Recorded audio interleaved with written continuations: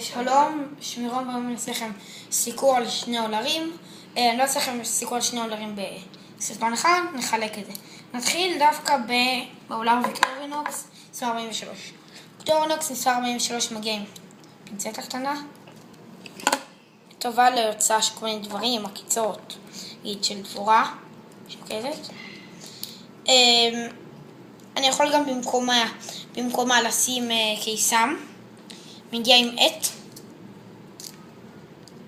עט מאוד מאוד טוב, גניב. מגיע עם מספריים, אתם יודעים, סתם כזה. זה יותר אולר כזה לשים אותו על מחזיק מפתחות כזה בשביל, אתם יודעים, כזה נגיד אתה עושה קניות, צריך לגזור משהו. סכין נחמדה לכזה סתם, אני בדיוק חתכתי את השוקולד.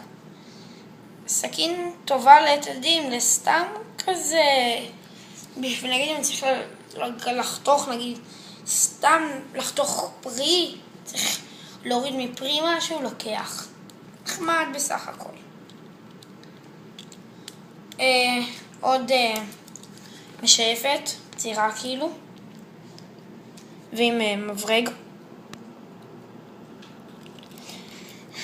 כמו שאתם שמים לב, האולר הזה הוא מאוד קטן,